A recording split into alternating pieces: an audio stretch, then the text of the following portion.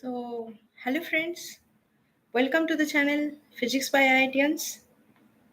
So, as I have already promised, I will take a free mentorship program or classes in YouTube regularly. So, there are how many people are right now? No one has logged in till now. So, okay, two people are there. So you can directly ask me question and I can respond to your chat also. Okay, in the next video maybe I can organize a Google Meet and then we can directly interact and you can also ask me questions and I can tell you the answer. So let's first start with the question that I received uh, from a student named Shivin Das. So his question is, I am interested in doing PhD in theoretical physics. Is PhD in experimental physics better than theoretical physics? Is there any disadvantage for doing PhD in theoretical physics? Okay, so this is very standard question for most of the physics students. So what you have to understand, once you want to do PhD in theoretical physics, that's absolutely fine, and you don't have any problem or any kind of disadvantage regarding the learning or lesson of the PhD. But what can be a chance that you could lose some problems like where you can have job opportunities, like you need experimental skills for that. So then especially company oriented jobs I am talking about. So if you are looking for some industry jobs, they might want some people or persons or students or scholars from the experimental background. Otherwise, doing PhD in theoretical physics, you have to think like two things. One is that either you can pursue theoretical physics using only hardcore mathematics, where you will build up models or you will develop existing models to a better accurate model, because all the existing models are not properly explaining all the physics. So there are till now models need to be developed theoretically, so there you can work with hardcore math, abstract mathematics, and physics laws could be modified. And another way of doing theoretical physics is that using simulation to simulate the nature or the work that you want to do. Okay, so you will simulate in your computer, that will act like a virtual experiment, and then you perform different analysis to check, and further you can also develop some model side by side to just like collaborate the two things, like one from the simulation you are getting this result and from the experiment you are getting this result, and this coincides or this agrees with each other. So or it can disagree, then you need to find out what is the problem, whether in the theory or in the simulation, and then you need to figure out and correct it accordingly. So what I am telling you that physics PhD overall learning process is same, whether you are doing in simulation or in theoretical or in experimental. But for job point of view, for theoretical physicists, most of the time they will be like they will get job in assistant professors or in a scientist position. But I am very less opportunist regarding the job opportunities in company, because most of the companies require some computational capability or experimental capability, or even nowadays the research becomes so diverse and applied that the companies want proper theoretician who knows computational capabilities or who have computational background, as well as experimental with having computational background. So because this is important for analysis, so whether you do theory or simulation, you should have some basic algorithm knowledge like Python or MATLAB or C++ for analysis of your results. So this will also help in your research as well as in your career, like if you want to really have jobs in like good companies, because they will give you more salary, as well as they will also think about your work life balance, which is very important in future. Okay, so I hope this question is briefly discussed. But if you have more problem or any other question, then you can definitely write in the chat. So another question is from a student, Siddharth Charan Agasti. Ma'am, first of all, thank you very much for helping young physics students. I am also preparing for CSIR NET. My question is, please tell about interview in high energy physics, its scope in India and foreign countries, and what kind of questions are asked. Also, my questions is, please tell in your session some best institute for category like condensed matter physics, astronomy, nuclear a student should go for. Okay.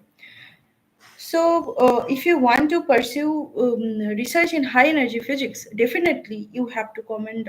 You need to have comment on that particular topic related to high energy physics. For example, you need to know quantum mechanics, QFT, quantum field theory, or can also be useful or like helpful for you if you want to pursue. Another is you need to have knowledge in particle physics, you need to have knowledge in nuclear physics, and you need to have knowledge in advanced problems in high energy physics. Like sometimes it will help that you, if you have already did some project, then it will definitely help you to pursue your career in high energy physics.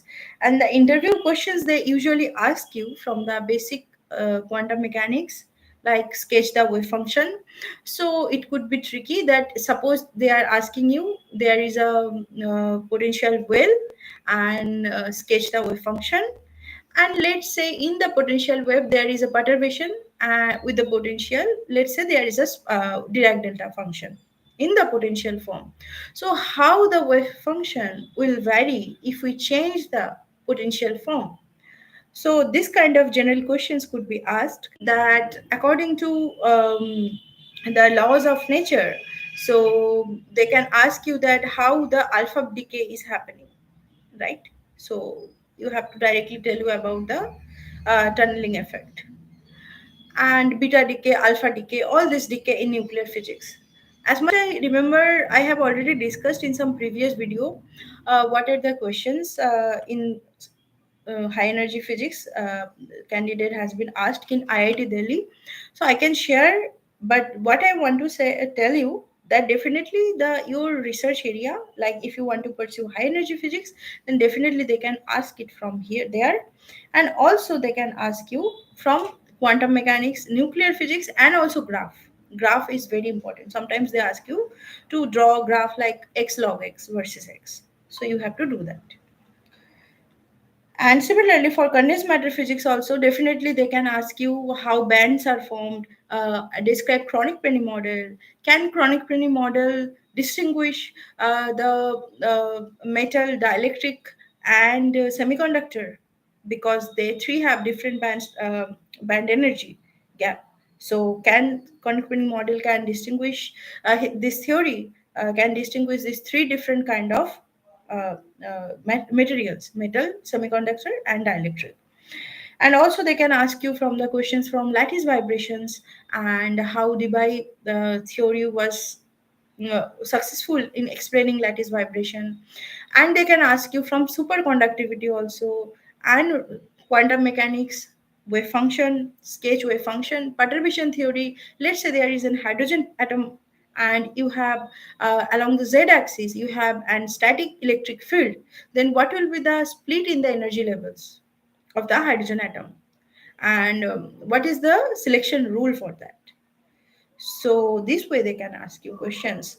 And also they can ask you from basic electrodynamics, EMT, like Maxwell equations, and also can tell ask you that how the Maxwell modified the fourth Maxwell equation, that is Ampere's law, and why it was needed for the modification, and how the modification gives us proper results, and how we derive wave equation from Maxwell four equations, and how wave equation varied when you change media from vacuum to metal, from metal to dielectric. If you change the media, how the wave equation varies. So these are all, even they can ask you from linear Dirichlet potential or retarded potential. They can ask you from basics electrostatics, basic magnetism, Biot-Savart law. They can ask you from magnetic dipole and radiation from a magnetic dipole. So electric dipole is very easy and people usually read that. But radiation from a magnetic dipole they can ask you, and which usually students skips. So they will ask you those questions which usually students try to skip. Okay, so this is very important. So I got another question: what to study from quantum field theory? This is my favorite part. So quantum field theory, you have to start from the from the basics of field theory, how it is postulated, and what was the main purpose of quantum field theory, and then they can certainly go beyond the basics. So from basic it will always start. So that you have to understand, and all Dirac equations and things like that. Maybe they can ask you from simple theories, but not very very deep, like very advanced. But in simple theory you have to tell that okay, so let's say they can ask you from the let's say from the photoelectric effect. The question could be that you know about the photoelectric effect is the emission of electrons with the application of light, right? Now there is a certain surface potential, and for the metal, and this potential barrier, first the electron need to skip, and then it will come to the surface, and then it will certain have extra kinetic energy for the current. Now if they can ask you what is the physics of this metal potential at the surface potential barrier, how you can explain it through quantum mechanics, then you have to tell how I can explain the surface potential barrier from the quantum mechanics. So these are very simple but tricky questions. They will not definitely ask you from very tough thing or very advanced thing. Okay, so another friend asked me how to join in Europe for PhD and any scholarship for PhD. Okay, so to answer the question, for joining Europe, it's not very easy but not very tough for PhD. And why I'm telling you, because most of the countries in Europe they treat PhD as a job. So definitely you will get salary, not scholarship.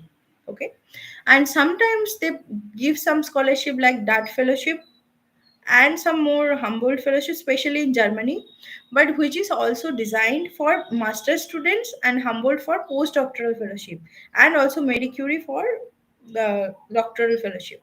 So these fellowships are meant for like collaborative research. So these fellowships are like you need to go for proper proposal with a particular supervisor, and then they will take your interview and they will hire you. So whatever, through Marie Curie or through that fellowship or through any other fellowship that they will offer, definitely you will have salary.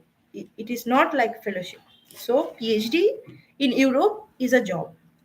Okay, and the most important thing in Europe for doing PhD is you really need to have the knowledge that which topic you want to pursue. Because here we have the tendency just to read the topic and clear our exam, like pass our exam. That's all. But in Europe, the case is not like that. The usual case is whether you are a bachelor student or you are a master student, you will always have some project or internship and go different universities within Europe to explore your research area. So this is very usual for all the Europeans. Until from their graduation, post graduation, if they want to pursue research, they will definitely they are exposed to different research institutes and they know which one to pursue. And if they want to pursue PhD, then definitely they have the clear idea, right? So here I am trying you to say that if you want to pursue PhD in Europe, then at least you need to have some idea of the topic you want to pursue. So it could be from like superconductivity, it could be from Raman spectroscopy, it could be from particle physics, but at least have some idea. Don't go like I want to pursue in nuclear physics, or I want to pursue in condensed matter physics, I want to pursue in nanotechnology. No, they are very, very vast. So you need to confine at least a particular area. Let's say I'm talking about nanotechnology. So you can go the application of nanotechnology for energy generation. So this could be a topic. The application of nanotechnology for sensing devices. This could be a topic. Okay. Or the simulation of black hole. In this could be a topic. Or quantum communication. The theoretical quantum communication or experimental quantum communication, where you can simulate fabricate quantum bits, qubits. So you need to have topic and search for the topic, and then uh, search for in different European universities the research in let's say sensing of nanomaterials, sensing using nanomaterials in Europe. So you can just like this way, or you can research group for sensing in nanotechnology in Germany, or in Sweden, or in Denmark universities. So you can go specifically type like this and you will see all the groups. And from the groups, you can directly have their contact and you can write an email with the SOP and your CV that I want to pursue research in the sensing of using nanomaterials or using quantum materials. And I would like to join your group because I have read your articles, and these articles gave me some idea of your research that I am interested to pursue in future. Okay, so this way you can write mail to different universities, and then they will definitely answer if they are interested or if they have vacancy. Or in fact you can search for a PhD vacancy in this topic, let's say spectroscopy, Raman spectroscopy in European universities, or in Sweden universities, or in Germany universities. So this way you specifically Google and search for it and then try to connect. And another way to do is that you can directly apply for different internships to in Europe and join their group and then further explore other groups. So this could be another discussion. And my friend, Mr. Abhishek Ranjan, who is a PhD scholar, research scholar from Arctic University in Norway, he has already shared in the a video where you need can like you can contact for different PhD or different internships, like paid internships. They will pay you for the work, so you can definitely do that. So don't worry about the European universities. They are quite flexible, and if they have vacancy, and if your CV is good, so CV is good means you have exposure to the particular area of physics, or suppose you don't have exposure, but till you have written a nice SOP, like you have justified enough why you are interested to pursue research in that field. So that could be a positive approach for joining or initiate a joining in the Europe. So one student asked Anish, ma'am 2967 just integrated PhD के लिए आ रहा है, कुछ होगा? 20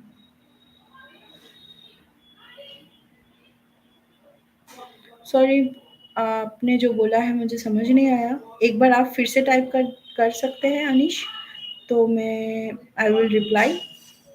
So, Vishnu Prasad Tripathi, how to prepare for integrated PhD interview after BSc Physics. So, अगर आपको integrated PhD interview देना है तो आपको बीएससी फिजिक्स के सारे जो बेसिक्स है वो आपको अच्छे से पढ़ना है. तो इसका क्या मतलब है, जैसे मान लीजिए मुझे बीएससी फिजिक्स में classical mechanics, mathematical physics, quantum mechanics, statistical mechanics, ये सारे basic topic, atomic molecular physics, ये सारे बेसिक टॉपिक्स पढ़ाए जाते हैं. और the advance topics like solid state physics, nuclear physics, और कुछ amount of atomic molecular spectroscopy या में एडवांस टॉपिक पढ़ाए जाते हैं. So you have to, you need to have the basics knowledge. Like let's say मैंने बोला कि suppose I am asking which topic you are comfortable. So at least prepare 3 topics. कोई भी 3 टॉपिक आपको जरूर प्रिपेयर करके जाना है पीएचडी इंटरव्यू से पहले. और किस तरीके से, जैसे मान लीजिए 3 बेसिक टॉपिक आपको प्रिपेयर करके जाना है. Let's say classical mechanics, quantum mechanics, statistical mechanics, ये सारे बेसिक है. Statistical and thermodynamics, thermal physics.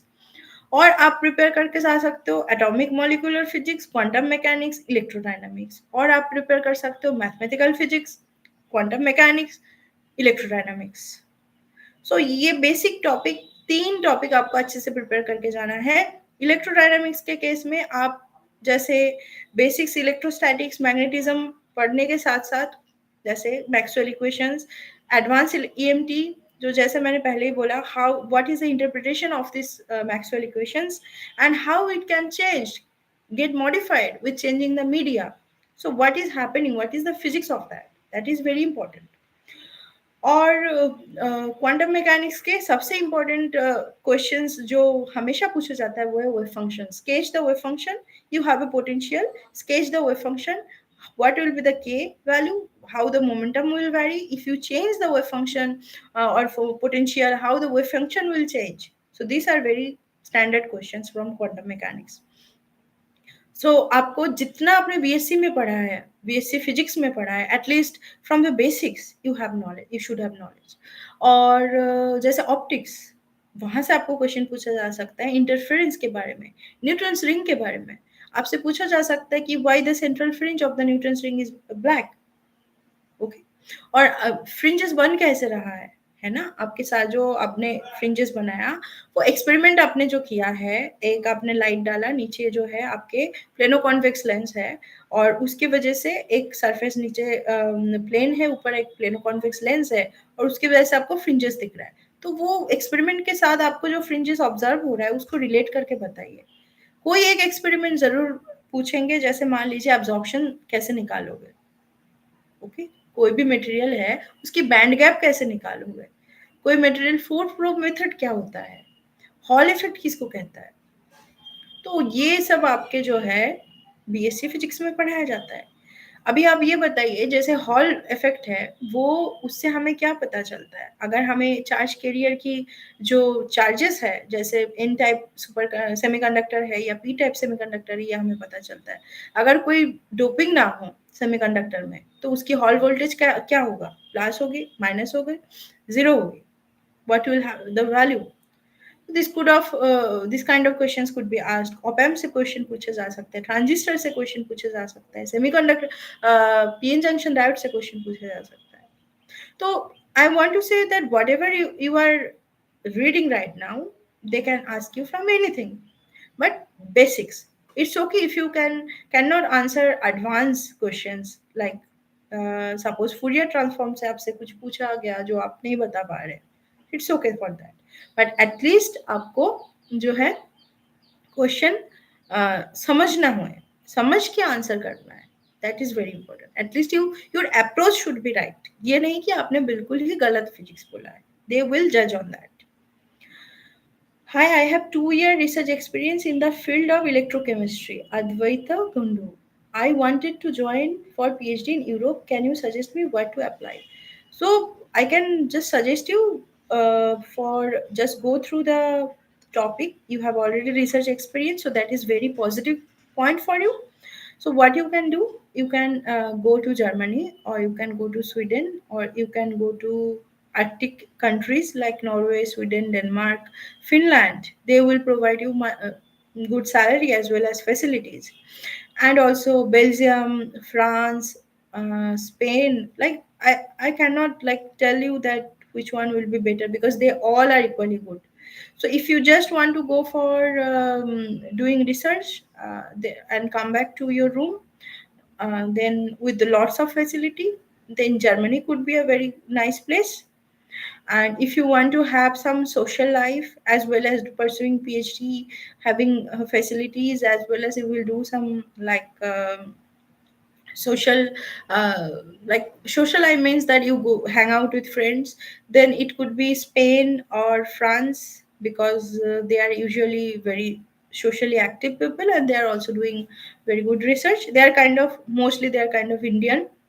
And the Arctic countries, they are more isolated, so they are not like Indians, like we want to like हम मिलना चाहते हैं लोगों से, right, हम बात करना चाहते हैं।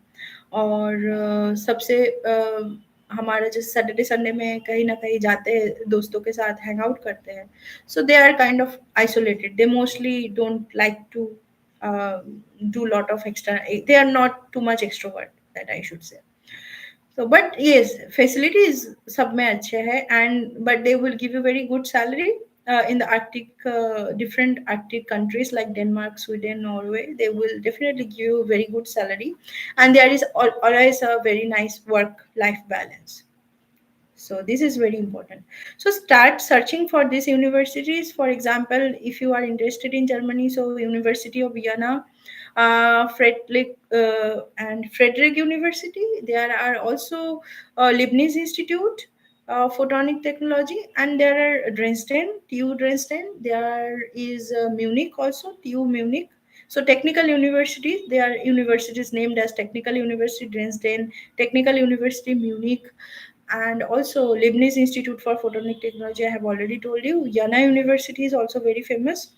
And for Sweden, there are I don't remember, Technical University in Sweden, and Netherlands also, TU Delft, I guess Netherlands, and Amsterdam University, Sweden University, University of Lund, and also there are different universities, the Arctic University of Norway, NTNU, that is Norwegian Technical Universities, and in Belgium also there is Ghent University, which is very famous, and I can't remember all the names right now, but yeah, definitely you can search for it. You will get idea. So Netherlands, good or bad? Of course, very good. Don't think about bad. Netherlands, but yeah, one thing you need to always remember, that PhD is not about place. This is a very important. PhD is all about your supervisor and the group.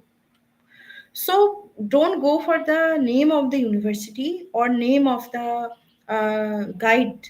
Just do some research, background research, like how much is the, how much frequently they publish paper. This is very important, because some of the guide may be very very like rude, and working under them is not very easy task. So you have to look for that. So one way to look into that matter, that how much active is the group. So if the group is very active, it will positively affect the students research. So they will mostly publish many papers, usually at least 3 to 4 papers in a year. So you can check their Google Scholar profile. And also it's very important, publishing in high impact factor journals. So you can check the quality of the research they are publishing, whether it is published in nature technology, nature physics, it could be in nature communication, or it could be any other ACS, like American Chemical Society, American Physical Society, APS. So there are different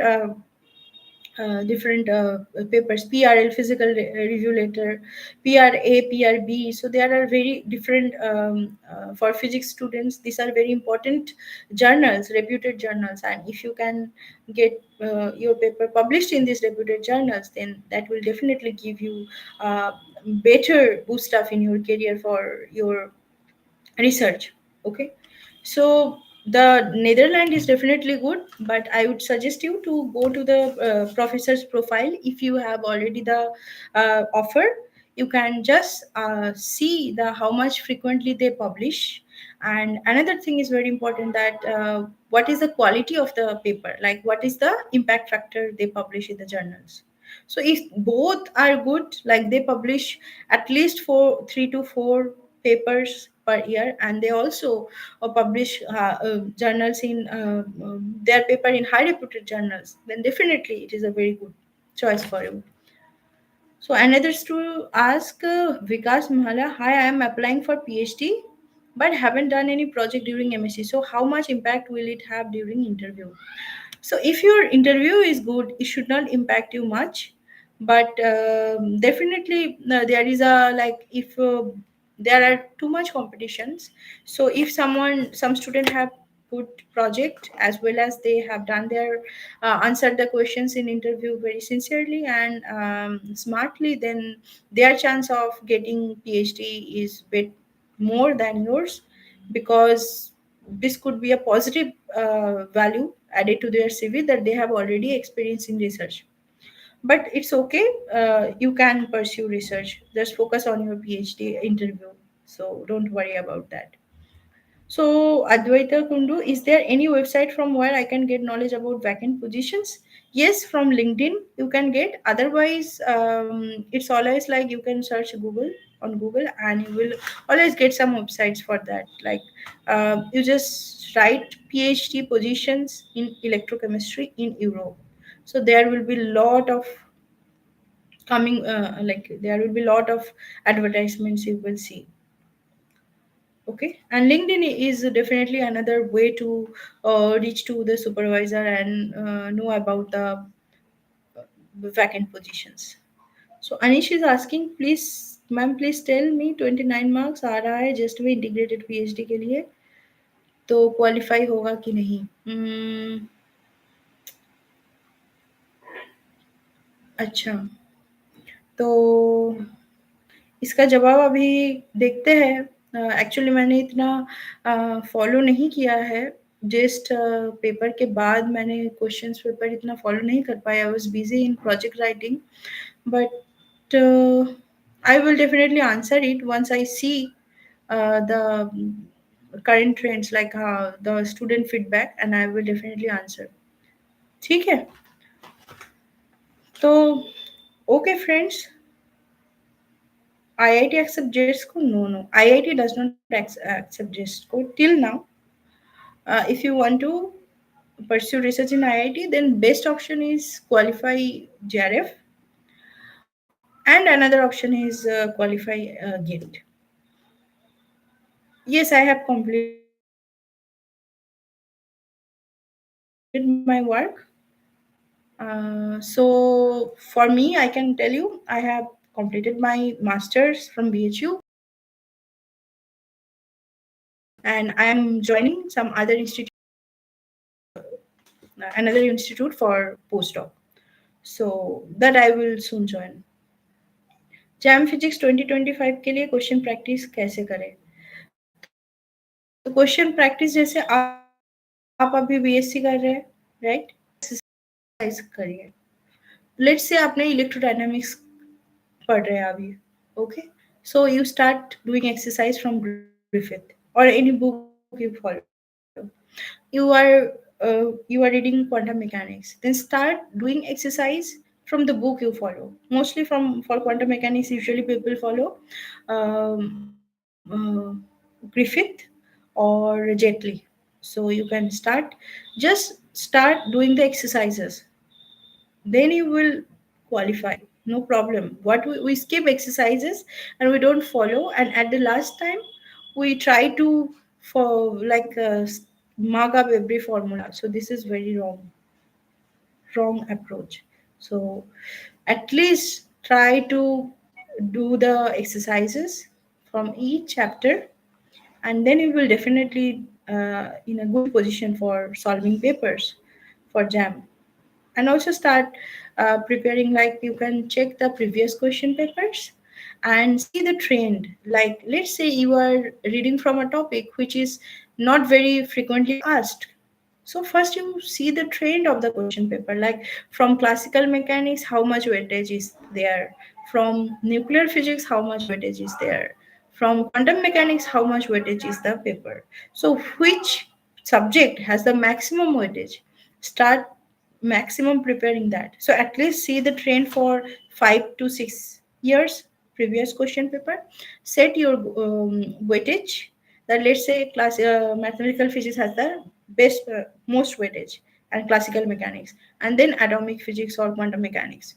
So this way you can also first focus on the first like subject, and then focus on the less weighted subject. So this way you can start preparing for JAM physics exam. Okay, but whatever you are reading right now, and solving the exercise question is a must thing for you. That will be also helpful for other exams also. Okay, friends. And one question that I would like to tell that is the PhD from another student is asked, the Indian or foreign university is PhD in US or Europe is difficult or different than India? So I am not sure about US, but I have seen there are also some pressure, but not much pressure. Like India, like IIT, there are more pressure than US. But in Europe universities also, they are like they don't they don't give you much pressure, but definitely you have to be sincere. So in India, pupils train to like join in the PhD and prepare some other government exams like assistant professor exam and UPSC exam. So this will not going to happen if you are doing PhD in US or Europe. They are very very focused. So because they don't have berozgari kind of thing. So the PhD, they will go for the PhD, and who don't want to pursue PhD, they will not go. So things are very honest in US and Europe. So if you are pursuing PhD, you will pursue PhD. If you are not, then you are not. And but yeah, remember the group is very important whether you are in US, Europe, or in India. So if the group is good, if the good means that there should be always some discussion. It's not like you are stuck in a situation, you don't know how to deal with that, and there is no one for discussion. Then you will really demotivated. So therefore the group is very important. The supervisor could be like active. He always give you suggestion and listen to you and also give his feedback. And also there is like some publications, always in the activity publications conferences, so that you will be also like active in your research, as well as you will publish, so that will give you some more recognition in your work. So this is also very important, that you just don't work, you have to publish work. It should be a parallel process, otherwise you will be tired of working and there is no output knowledge. So this is very important, there is no output recognition. So recognition is very important, appreciation is very important. And most of the time I have seen the European peoples, they are very grateful. And if you are working for them, like as a PhD, if you are going doing good work, then definitely they will encourage you and they will treat you as an asset in their group. Unlike India, here if you want to do good work, but professor supervisor has a tendency of demanding more and more. So because if you are good, then you can guide some more students, you can do more things for him, you can write projects, you can train all the juniors. So this is a completely different scenario.